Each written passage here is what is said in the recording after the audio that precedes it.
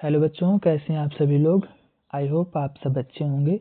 आप सभी का एक बार फिर से हमारे स्मार्ट एग्रीकल्चर क्लासेस पर स्वागत है। बच्चों, आज हम आपके लिए जो आपका जूलॉजी सब्जेक्ट है क्लास इंटर एग्रीकल्चर का, उसके लिए हम इम्पॉर्टेंट क्वेश्चन जो प्रीवियस ईयर में आए हैं उसमें से कुछ क्वेश्चंस लाए हैं इम्पॉर्टेंट, जो आपको बोर्ड परीक्षा में देखने को मिलेंगे। तो देखते हैं, इसमें जो पहला क्वेश्चन दिया गया है वो है दीमक की सामाजिक संरचना। जो दीमक है, दीमक जो आपका कीट होता है, इसकी सामाजिक संरचना कैसी है। तो देखिए, दीमक एक जो है सामाजिक कीट है। दीमक कैसा है? सामाजिक कीट है। सामाजिक कीट कौन से होते हैं? सामाजिक कीट वह कीट होते हैं जो एक समाज बना करके अपने जो अन्य साथी होते हैं उनके साथ मिलकर रहते हैं। उसमें कई सारे इनके होते हैं, जैसे रानी, राजा, इस तरीके के, ये सब श्रमिक, सैनिक, ये सब इनका समूह होता है। उसमें ये सब मिलजुल कर रहते हैं, इसीलिए इसको सोशल इंसेक्ट या सामाजिक कीट इनको बोलते हैं। तथा यह जो दीमक है यह एक सामाजिक कीट है तथा यह एक सुव्यवस्थित समाज में रहती है। जो दीमक होती है वो एक सुव्यवस्थित समाज में रहती है। इसके समाज में कार्य विभाजन के आधार पर 3 मुख्य वर्ग पाए जाते हैं। इन सभी का जो इनका समाज होता है उसमें सभी के कार्य डिवाइड होते हैं, अलग अलग उनका कार्य विभाजन होता है। वो अपने जो जिसको कार्य होता है वो अपना कार्य करते हैं, जो जिसको कार्य मिलता है वही अपना कार्य करते हैं। तो इसमें जो पहला दिया गया है वो है राजा और रानी, किंग एंड क्वीन इसमें होते हैं। तो राजा का मुख्य कार्य क्या होता है?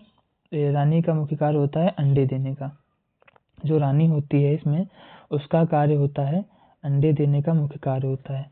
और जो राजा होता है, राजा का कार्य होता है, राजा का कार्य होता है प्रजनन क्रिया में सहायक होता है। जो राजा होता है वो प्रजनन क्रिया में सहायक होता है। दूसरा जो दिया गया है वो है श्रमिक, वर्कर्स। इनका कार्य क्या होता है? जो वर्कर्स होते हैं इनका कार्य होता है ये भोजन एकत्रित करते हैं। जो भोजन होता है उसको एकत्रित करते हैं ये। और इनका कार्य क्या होता है? घोंसले, यानी कि जो इसका इस तरीके की जो इसका आवास बनता है इसमें ये निर्माण करते हैं, इनका निर्माण करते हैं। जो बीम्स बनती हैं इस तरीके की, टर्मिटेरियम बनते हैं, उनका निर्माण करते हैं। ये इनका कार्य होता है किसका? श्रमिक का।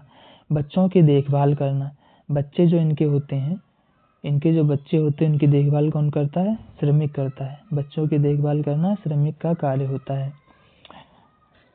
जो तीसरा होता है वो है सैनिक, सोल्जर्स। उनका कार्य क्या होता है? यह समाज की रक्षा करता है। जो इनका समाज है, राजा, रानी, श्रमिक, इनकी रक्षा करना किसका कार्य है? वो है सैनिक का कार्य होता है। सभी वर्ग परस्पर सहयोग से कार्य करते हैं। यही कारण जो है इनको, इन्हीं कारण की वजह से सामाजिक कीट बोलते हैं। इन्हीं कारण की वजह से इनको सामाजिक कीट बोलते हैं।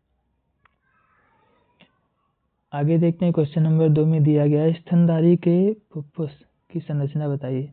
फुफ्फुस यानी कि जो फेफड़े होते हैं उसकी संरचना बतानी है। आप देखिए, फुफ्फुस को देख करके डरिएगा नहीं। ये आपको इस तरीके की लैंग्वेज आपको बोर्ड एग्जाम में इधर उधर आपका माइंड डिस्टर्ब करने के लिए होता है कि आपको पता है इस क्वेश्चन के बारे में कि नहीं, इसलिए इस क्वेश्चन को घुमाते हैं, इस लैंग्वेज को चेंज करते हैं। तो मैमेलियन लंग्स जो होते हैं, लंग्स का आपको बताना है, लंग्स के बारे में। तो स्तनधारी होते हैं उसमें के फुफ्फुस वक्ष गुहा में स्थित होते हैं। जो उसके फुफ्फुस होते हैं स्तनधारी के, वो कहाँ स्थित होते हैं? तो वक्ष गुहा में स्थित होते हैं, वक्ष गुहा में स्थित होते हैं। इसका मुख्य इसकी विशेषताएं कौन कौन सी हैं? तो इसका स्वरूप देख लीजिए। यह स्पंजी होते हैं। जो इसके फेफड़े होते हैं, फुफ्फुस होते हैं, वो स्पंजी होते हैं, लचीले होते हैं, और इसका रंग कैसा होता है? गुलाबी रंग होता है। संरचना की अगर इसके बात करें तो इसकी जो संरचना है उसमें फेफड़े, ब्रोंक्स होते हैं और ऑन्स होते हैं, तथा अल्वियोलाई जो है इसमें से मिलकर बने होते हैं। अब आप यहाँ पर देख लीजिए, ये सब सारे इसके एल्वियोलाई कहाँ पर दिया गया है, ये देखिए, ये एल्वियोलाई लिखा है। ये जो गुच्छे से जैसी संरचना आपको दिखाई पड़ रही है ये एल्वियोलाई हैं। इन्हीं को क्या बोलते हैं? एल्वियोलाई बोलते हैं। और जो यहाँ पर दिया गया है ब्रोक्यूल्स, ये ब्रोक्यूल्स हैं। ये यहाँ पर दिया गया ब्रोक्यूल्स, इसको बोलते हैं ब्रोक्यूल्स। ये जो यहाँ पर दिए गए हैं, आपको दूसरे कलर से दिखा रहे हैं, ये ब्रोक्यूल्स का ये यहाँ पर देखिए आपको दिख रहा होगा, ये जहाँ पर मार्क कर रहा है इसको क्या बोलते हैं, ब्रोक्यूल्स बोलते हैं इस जगह को, ये जो है ब्रोक्यूल्स है। अगले जो इसमें बोला गया है ब्रांक्स, ब्रांक्स कहाँ पर हैं, तो ब्रांक्स कहाँ पर है, देखिए ब्रांक्स जो यहाँ पर दिए गए हैं, ये ब्रांक्स, ये जो है ये ब्रांक्स हैं, ये इस तरीके की जो संरचना है इसको क्या बोलते हैं, ब्रांक्स बोलते हैं। आगे देखते हैं, इसमें दिया गया है इसके जो एल्वियोलाई हैं वो वायु कोष्ठिका होता है, इसमें वायु कोष्ठिका होता है, इनकी जो दीवारें होती है बहुत पतली होती हैं, जो एल्वियोलाई हैं उनकी दीवारें बहुत पतली होती हैं। इनमें रक्त कोशिकाओं का जाल होता है, इनमें रक्त कोशिकाओं का जाल होता है जहाँ पर ऑक्सीजन और कार्बन डाइऑक्साइड का आदान प्रदान होता है।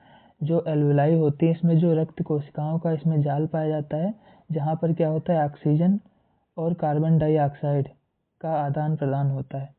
ऑक्सीजन जैसे श्वसन के लिए ऑक्सीजन लेते हैं और कार्बन डाइऑक्साइड निकालते हैं। इसमें खंड देखिए, लॉब्स जो दिए गए हैं, खंड में क्या है, दायां फुफ्फुस 3 खंडों में विभक्त होता है। जो इसका दायां फुफ्फुस होता है, दाहिना जो इसका फुफ्फुस होता है 3 खंडों में विभाजित है। देखिए यहाँ पर मार्क आपको दिख रहे होंगे, ये एक, ये 2 3, 1 2 3, ये इस तरीके के हैं, 1 2 और 1 ये तीसरा हिस्सा। 3 भागों में इसका दायां फुफ्फुस जो है बटा हुआ है। बायां फुफ्फुस जो है वो 2 खंडों में विभक्त होता है, 2 खंडों में बायां फुफ्फुस विभक्त होता है। देखिए ये जो इतना पोर्शन है वो अलग है यहाँ से यहाँ तक, और जो ये पोर्शन है इतना, ये अलग है, ये इसका बायां फुफ्फुस है। ये भी बताया गया, आप जब बोर्ड एग्जाम में इस तरीके के क्वेश्चन सॉल्व करेंगे तो आप ये डायग्राम ज़रूर बनाएंगे। डायग्राम बनाने से बहुत अच्छे आपको नंबर मिलते हैं बोर्ड एग्जाम में। आगे देखिए, आगे दिया गया है कैजमेटा। कैजमेटा से भी क्वेश्चन बहुत बार रिपीट हुआ है, ये सारे क्वेश्चन रिपीटेड हैं। आप देख लीजिएगा जो आपके प्रीवियस ईयर में आपके पास अनसॉल्व्ड पेपर होगा उसमें ये सारे क्वेश्चन आपको मिलेंगे, वहीं से क्वेश्चन ले लिए गए हैं। कैजमेटा की परिभाषा क्या है, कैजमेटा वे बिंदु होते हैं, वे पॉइंट्स होते हैं जहाँ पर समजात गुणसूत्रों की क्रोमेटिड्स आपस में जुड़ी होती है।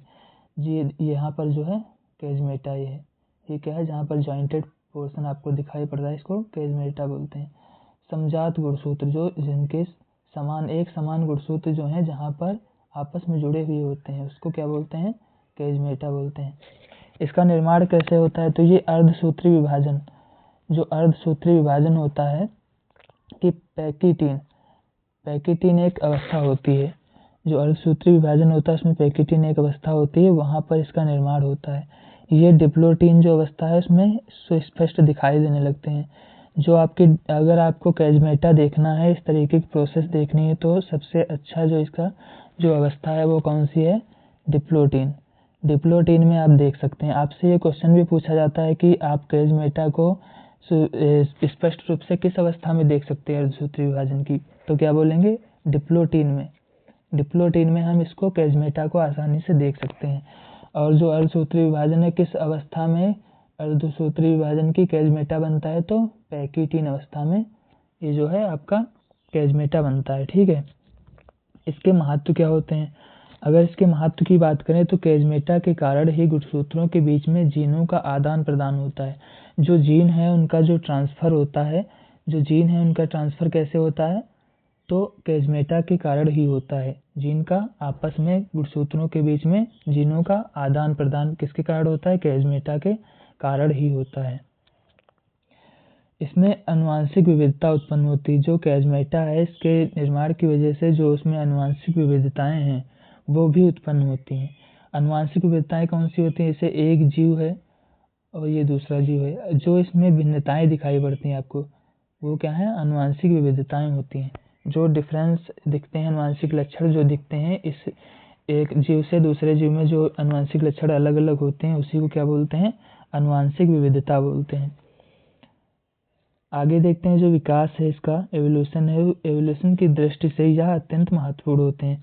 विकास की दृष्टि से जो आपका कैजमेटा है ये बहुत ही इम्पॉर्टेंट होता है। आगे देखते हैं क्वेश्चन नंबर 4, इसमें क्या है, कोशिका चक्र एवं प्रवस्था से संबंधित, सेल साइकिल और एस प्रवस्था जो है इससे संबंधित ये क्वेश्चन है। ये भी क्वेश्चन बहुत बार रिपीट हो चुका है। इसमें देखिए कोशिका चक्र की मुख्य रूप से दो भागों में विभाजित किया गया। कोशिका का जो चक्र है उसको मेनली दो पार्ट्स में डिवाइड किया गया है। कौन कौन से वो पार्ट हैं? तो जो इसमें पहला पार्ट दिया गया है वो है अंतावस्था, जिसको इंटरफेज बोलते हैं, इंग्लिश में इंटरफेज बोलते हैं। जो दूसरी अवस्था है वो है विभाजन अवस्था, जिसको एमफेज बोलते हैं। दूसरी अवस्था एमफेज, पहली अवस्था जो है वो है इंटरफेज। अंतरावस्था के चरण जो दिए गए हैं इंटरफेस के, कौन कौन से स्टेप्स होते हैं, कौन कौन से चरण हैं, वो हैं जीवन अवस्था, एस प्रवस्था जिसको सिंथेसिस फेज बोलते हैं, और एक G2 प्रवस्था है। यहाँ पर आपको डायग्राम में दिख रहा होगा जो जीवन प्रवस्था है, ये यहाँ से यहाँ तक जीवन प्रवस्था है। इसके बाद में जो आपकी है एस प्रवस्था जिसको सिंथेसिस फेज बोलते हैं, और तीसरी जो है G2, ये G2 प्रवस्था है। इस तरीके से डायग्राम में दिया गया है। आगे जो दूसरी है वो है एस प्रवस्था। इसमें क्या है, इस प्रवस्था में डीएनए का द्विगुणन होता है। जो आपका डीएनए होता है डाइन्यूक्लिक एसिड, इसमें क्या है, इसका द्विगुणन होता है, रिप्लिकेशन होता है। ये दो भागों में विभाजित हो जाता है, दो इसकी जो है प्रतियां बन जाती हैं, एक डीएनए से दूसरा डीएनए बन जाता है। इस तरीके समझ लीजिए। परिणाम स्वरूप इसमें क्या है, प्रत्येक गुणसूत्र दो क्रोमेटिड्स में बदल जाता है। जो आपका गुणसूत्र है वो एस प्रवस्था में दो क्रोमेटिड्स में बदल जाता है। यह चरण कोशिका विभाजन की तैयारी के लिए अत्यंत महत्वपूर्ण है। जो यस प्रवस्था है वह कोशिका विभाजन की तैयारी के लिए अत्यंत महत्वपूर्ण है। इसमें कोशिका विभाजन की तैयारी होती है। आगे देखते हैं। क्वेश्चन नंबर 5 में दिया गया है पक्षी वर्ग के विशिष्ट जो है लक्षण बताइए। जो पक्षी वर्ग है, एविस वर्ग है, उसके क्या लक्षण होते हैं, पक्षियों के क्या लक्षण है? तो इसमें बताया गया है जो पक्षी हैं वो पक्षियों के वर्ग के 4 प्रमुख लक्षण इस प्रकार हैं। देखिए, जो पंख है, फैदर्स जिसको इंग्लिश में फैदर्स बोलते हैं। आपको जो यहाँ पर टर्म्स दिए गए हैं इंग्लिश में उनको भी ध्यान दीजिएगा। ये आपको जब आप बीएससी एमएससी करेंगे तब इस तरीके के आपसे पूछे जाते हैं क्वेश्चंस, और वहाँ पर इंग्लिश में ही लेक्चर्स होते हैं, तो आपको वहाँ पर आसानी रहती है, आपको समझने में, उस चैप्टर को, उस लैंग्वेज को समझने में आसानी रहती है। आप अगर जानते होंगे फैदर्स किसको बोलते हैं तो आप तुरंत पहचान जाएंगे कि ये पंख की यहाँ पर बात हो रही है। देखिए, इसमें बताया गया है इसके शरीर पर पंख पाए जाते हैं। जो पक्षी होते हैं उनके शरीर पर पंख पाए जाते हैं जो उड़ने में और ताप नियंत्रण में मदद करते हैं। जो पक्षियों के पंख होते हैं वो उड़ने में तो सहायक होते ही, आप सभी लोगों को पता होगा, लेकिन ताप जो टेम्परेचर है इसको भी नियंत्रित करता है। जो है कौन करता है, तो पंख करते हैं। दूसरा जो इसमें दिया गया है वो है अग्रपाद का रूपांतरण। जो उसके आगे के पैर होते हैं उसका जो रूपांतरण है, इसके अग्रपाद जो हैं फोर लिम्स, जिसको इंग्लिश में क्या बोलते हैं, फोर लिम्स बोलते हैं, पंखों में परिवर्तित हो जाते हैं। जो उसके आगे के पैर होते हैं, अग्रपाद पैरों को बोलते हैं। अग्र मतलब आगे के, पाद यानी कि पैर। जो उसके आगे के पैर होते हैं वो पंखों में परिवर्तित हो जाते हैं। तीसरा जो दिया गया है वो हड्डियाँ। हड्डियाँ उसकी कैसी होती हैं, इसकी हड्डियाँ हल्की और वायु से भरी होती हैं। इसकी खोखली हड्डियाँ होती हैं जिसके अंदर वायु होती है, जो उड़ने में सहायक होती हैं। इसकी हड्डियाँ हल्की होती हैं, इसी के कारण जो है ये उड़ने में सहायक है। प्रजनन में क्या दिया गया, सभी पक्षी अंडज ओविपेरस होते हैं। ये क्वेश्चन वेरी इंपॉर्टेंट है जब आप आगे परीक्षा की तैयारी करेंगे, यूपी कैटेट्स, यूटी, यूजी इस तरीके की, तो यहाँ पर ये क्वेश्चंस ऑब्जेक्टिव क्वेश्चंस में आता है कि पक्षियों में किस तरीके का प्रजनन होता है, तो उसमें ओविपेरस प्रजनन होता है। अतिरिक्त लक्षण जो इसके दिए गए हैं, इसका शरीर उष्मारुधिर होता है, वार्म ब्लोडेड होता है, इसका जो रक्त है वो गर्म होता है। हृदय 4 कक्षों में डिवाइड होता है। हृदय 4 कक्षों में क्यों डिवाइड होता है, क्योंकि ये जो है 4 कक्षों में इसका हृदय डिवाइड होता है, ये भी इसका एक लक्षण है। अगला जो दिया गया वो है 2 लाभदायक कीट एवं उसके उत्पाद बताइए। 2 लाभदायक कीट और उसके उत्पादों के बारे में बताना है। तो मधुमक्खी, जिसको इंग्लिश में बोलते हैं हनी बी। हनी बी जो है इसके उत्पाद कौन से हैं, इससे शहद और मोम यानी कि वैक्स, जिससे मोमबत्ती वगैरह बनती हैं, ये प्राप्त होता है। जो आपका मधुमक्खी जो आपकी है उससे शहद और मोम प्राप्त होता है। इसके कार्य क्या हैं, मधुमक्खियाँ परागण में सहायता करती हैं। जो परागण होता है, पॉलिनेशन होता है, इसमें जो आपकी मधुमक्खी है वो सहायता करती है। जिससे फसल उत्पादन बढ़ता है। दूसरा जो है लाभदायक कीट वो है रेशम का कीट, जिसको इंग्लिश में बोलते हैं सिल्क वर्म। इसका उत्पाद क्या है, इससे जो है रेशम प्राप्त होता है, सिल्क प्राप्त होता है। महत्व इसका क्या है, ये कीट कृषि एवं उद्योग दोनों के लिए अत्यधिक महत्वपूर्ण होते हैं। क्वेश्चन नंबर 7 में दिया गया है विटामिन डी और सी के कार्य आपको बताने हैं। विटामिन डी और सी के कार्य बताने हैं। तो विटामिन डी सी के बारे में बताना है। विटामिन डी जो है इसका कार्य क्या होता है, यह कैल्शियम और फास्फोरस के अवशोषण में सहायक होता है। जो कैल्शियम और फास्फोरस है उसको अवशोषण करने में, अब्जॉर्ब करने में जो है विटामिन डी आपकी जो होती है वो सहायक होती है, सहायता करती है। लाभ जो है इसके क्या लाभ होते हैं विटामिन डी के, तो हड्डियां, जो आपकी हड्डियां हैं और दांत हैं उनको मजबूत बनाता है। हड्डियों को और दांतों को मजबूत बनाता है कौन, विटामिन डी। इसकी कमी से कौन सा रोग होता है, तो रिकेट्स। रिकेट्स एक बहुत ही घातक बीमारी होती है जो विटामिन डी की कमी से हो जाती है, विटामिन डी की कमी से हो जाती है। ठीक है, ये याद रखेंगे। आगे देखिए जो दूसरी विटामिन है वो है विटामिन सी।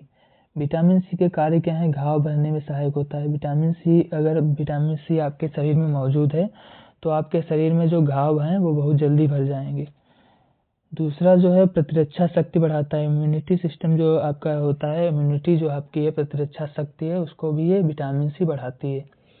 तीसरा जो है वो संयोजी ऊतक के निर्माण में, जो आपके संयोजी ऊतक हैं उनके निर्माण में भी इसकी भूमिका बहुत अधिक होती है। इसकी कमी से कौन सा रोग होता है, तो स्कर्वी रोग होता है, सूखा रोग। स्कर्वी रोग से बचाता है, जो स्कर्वी रोग है उससे बचाता है। अगर आपके शरीर में विटामिन सी है तो ये रोग नहीं होगा, इसकी कमी से ये रोग हो सकता है, इसकी कमी से रोग हो सकता है। क्वेश्चन नंबर 8 में दिया गया है कबूतर के शरीर पर पाए जाने वाले पंखों के बारे में आपको बताना है। जो उसके शरीर पर पंख पाए जाते हैं वो कौन कौन से पंख होते हैं।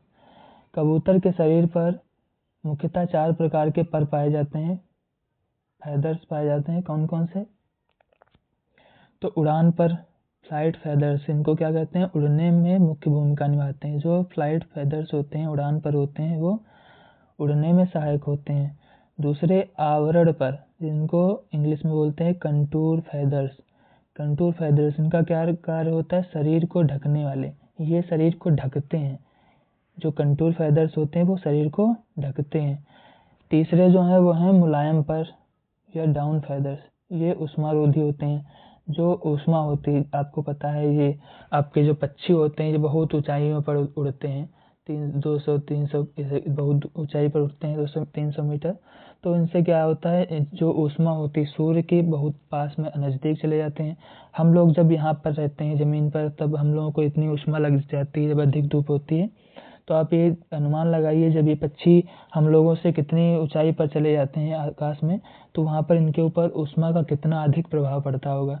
तो वहाँ पर इनको कौन बचाता है, डाउन फैदर्स। जो डाउन फैदर्स होते हैं वो इसको ऊष्मा से बचाते हैं। चौथे जो हैं वो पूंछ के पर, टेल फैदर्स, ये क्या है, दिशा बदलने में सहायक होते हैं। अगर पक्षी को एक तरफ से दूसरी तरफ मुड़ना है, पूर्व से पश्चिम की ओर जाना है, तो ये जो फैदर्स होते हैं, टेल फैदर्स, ये मदद करते हैं। संयुक्त कार्य इसके देख लीजिए, सभी के कार्य मिलाकर क्या है, ये पर उड़ान, ताप नियंत्रण एवं शरीर की रक्षा में सहायक होते हैं।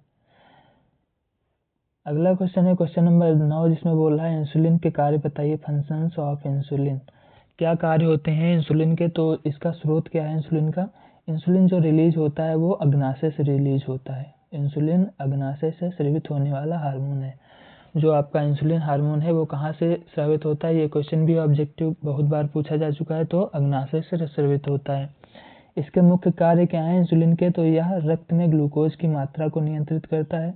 जो ग्लूकोज होता है उसकी मात्रा को नियंत्रित करता है रक्त में। यह ग्लूकोज को ग्लाइकोजन में परिवर्तित कर यकृत और मांसपेशियों में संग्रहित करता है। जो आपका ग्लूकोज होता है, ग्लूकोज को ग्लाइकोजन में परिवर्तित करके यकृत यानी कि लीवर और मांसपेशियों में संग्रहित करता है। इसके कमी के क्या प्रभाव हो सकते हैं इंसुलिन के, तो कमी के प्रभाव क्या है इंसुलिन की कमी से, मधुमेह, डायबिटीज, जिसको क्या बोलते हैं, डायबिटीज, मधुमेह या शुगर भी बोल देते हैं, ये रोग हो जाता है। जब इंसुलिन की कमी हो जाती है तो शुगर, मधुमेह, डायबिटीज़ ये रोग जो हैं उत्पन्न हो जाते हैं, जिससे रक्त शर्करा बढ़ जाती है। जो रक्त में शर्करा है उसकी मात्रा बढ़ जाती है। अगला क्वेश्चन देखते हैं। क्वेश्चन नंबर 10 में दिया गया है आनुवंशिकता क्या है, हेरिडिटी किसको बोलते हैं। तो आनुवंशिकता की क्या परिभाषा है। आनुवंशिकता वह प्रक्रिया है जिसके द्वारा माता पिता के गुण, जो माता पिता है उसके गुण संतानों में स्थानांतरित होते हैं। आनुवंशिकता के द्वारा ही, जो आनुवंशिकता है इसके द्वारा ही पीढ़ी दर पीढ़ी जो लक्षण ट्रांसफर होते हैं पिताजी से माताजी से अगली संतान में, वह सब आनुवंशिकता के द्वारा ही होता है। इसमें जो इसका माध्यम क्या है, इसका माध्यम ही ये गुण जीनों के माध्यम से एक पीढ़ी से दूसरी पीढ़ी में पहुंचते हैं। जो जीन्स होती हैं, जो जीन्स कहाँ पाई जाती हैं, गुणसूत्र में पाई जाती हैं। जो जीन्स हैं ये गुणसूत्र में पाई जाती हैं। और गुणसूत्र कहाँ पाए जाते हैं, जैसे आप समझ लीजिए ये आपका कोशिका है, कोशिका के अंदर न्यूक्लियस पाया जाता है, न्यूक्लियस के अंदर गुणसूत्र पाए जाते हैं, गुणसूत्र में बहुत सारे जीन पाए जाते हैं। ठीक है, इसके प्रभाव देख लीजिए क्या होते हैं। इसकी कमी से संतान अपने माता पिता के समान दिखाई देती है। इसी कारण संतान अपने माता पिता के समान दिखाई देती है। जो आपके आनुवंशिकता है, आनुवंशिकता के कारण ही आपके जो लक्षण हैं वो माता पिता से मैच करते हैं। उसकी अगली संतान के जो लक्षण हैं वो माता पिता से मैच करते हैं। संतान के लक्षण माता पिता से मैच करते हैं। महत्व क्या है इसके, यह जीवों की निरंतरता, जो जीव हैं उसकी निरंतरता, विविधता एवं विकास में महत्वपूर्ण भूमिका जो है निभाता है। कौन, हेरिडिटी, आनुवंशिकता जो है वो जीवों की निरंतरता, विविधता और विकास में महत्वपूर्ण भूमिका निभाता है। आगे देख लीजिए क्वेश्चन नंबर 11, इसमें दिया गया है प्लेसेंटा की कार्य बताने हैं आपको। प्लेसेंटा जो होता है जिसको अपरा बोलते हैं, अपरा इसको हिंदी में बोलते हैं, इसका क्या कार्य है। प्लेसेंटा जो है माता और भ्रूण के बीच का संयोजी ऊतक होता है। जो माता और भ्रूण है उसके बीच का संयोजी ऊतक होता है। इसके मुख्य कार्य कौन कौन से हैं, तो इसके मुख्य कार्य हैं पोषण एवं शोषण। पोषण और शोषण में यह सहायक होता है। किस तरीके से, यह पोषण और गैसों के आदान प्रदान का माध्यम है। जो बच्चे को या जो भ्रूण को पोषण प्राप्त होते हैं, न्यूट्रिएंट्स प्राप्त होते हैं, गैसें प्राप्त होती हैं श्वसन के लिए, वह सब प्लेसेंटा के द्वारा ही प्राप्त होती हैं के माध्यम से। इसके द्वारा भ्रूण को ऑक्सीजन और पोषक तत्व प्राप्त होता है। जो दूसरा दिया गया है इसमें उत्सर्जन, दूसरा कार्य इसका है उत्सर्जन। भ्रूण के अपशिष्ट पदार्थ प्लेसेंटा के माध्यम से ही माँ के रक्त में चले जाते हैं। जो उसके अपशिष्ट पदार्थ होते हैं भ्रूण के बच्चे के, वो सभी रक्त के माध्यम से, प्लेसेंटा के माध्यम से रक्त में चले जाते हैं। जो तीसरा दिया गया है, तीसरा कार्य इसमें है वो है अंतःस्रावी कार्य। प्लेसेंटा कुछ हार्मोन्स भी स्रावित करता है। जो प्लेसेंटा है आपका अपरा है, वो कुछ हार्मोन्स भी रिलीज करता है जो गर्भावस्था को बनाए रखने में सहायक होते हैं। यह हार्मोन क्या इनका कार्य होता है, गर्भावस्था को बनाए रखने में सहायक होते हैं। चलिए क्वेश्चंस आपके समाप्त हुए। बच्चों आप बताइएगा क्लास आपको कैसे लगी, कमेंट में ज़रूर बताइएगा। और क्लास आपको अच्छी लगी हो तो क्लास को लाइक करिएगा। और जो बच्चे नए हैं वो चैनल को सब्सक्राइब करेंगे। धन्यवाद।